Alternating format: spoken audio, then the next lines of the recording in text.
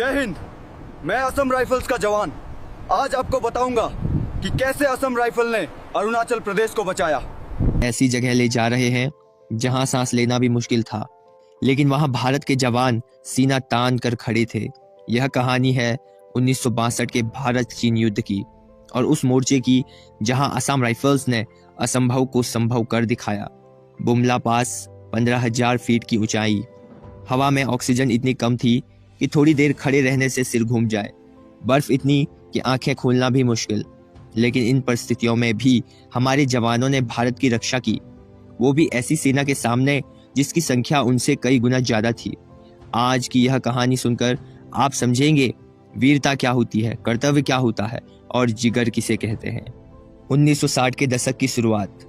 भारत एक युवा देश था जिसकी सेना सीमित संसाधनों के साथ सीमाओं की रक्षा कर रही थी।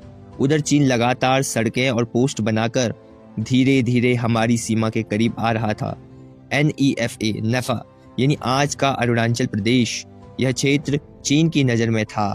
भारत शांति चाहता था, हिंदी चीनी भाई भाई का दौर था, लेकिन सीमा पर तस्वीर बिल्कुल अलग थी। 1962 तक स्थिति इतनी तनावपूर्ण हो चुकी थी कि कई जगह चीनी सेना हमारे पेट्रोलिंग पॉइंट्स को घेरने लगी थी। भारत के पास दो ही विकल्प थे, या तो पीछे हटना या डट जाना, और भारत ने डटने का फैसला किया। असम राइफल्स, जो हमेशा पहली दीवार की तरह सीमा पर खड़ी रहती है, उन्हें बुमला जैसे कठिन मोर्चों पर तैनात किया गया था। ये वही असम राइफल्स है जिसे आज भी नॉर्थ ईस्ट का सेंटिनल्स कहा जाता है। दोस्तों, बुमला पास कोई साधारण जगह नहीं थी। यहाँ तापमान अक्सर -10 डिग्री सेल्सियस से -20 डिग्री सेल्सियस तक चला जाता है। हवा में नमी इतनी कि कपड़ों के अंदर भी ठंड घुस जाती, और सड़क सिर्फ पत्थर, बर्फ और खतरनाक मोड़। जवान महीनों तक बर्फ में चलते, सूखे भोजन पर सर्वाइवल करते और रात को टेंट के अंदर भी ठंड से सो नहीं पाते। लेकिन उनका जज्बा, भारत की सीमा यहाँ है तो मैं भी यही हूँ।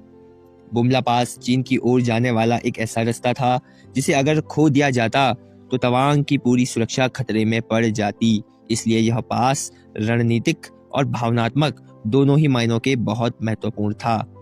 19 अक्टूबर की रात आसमान में डरावनी खामोशी थी। जवानों ने दूर बर्फीली पहाड़ियों पर हलचल देखी। दूर दूर तक कोई आवाज नहीं, बस ठंडी हवा की सीटी और पहाड़ों से टकराती बर्फ की थपकी। कमांडर ने सभी जवानों को बुलाया।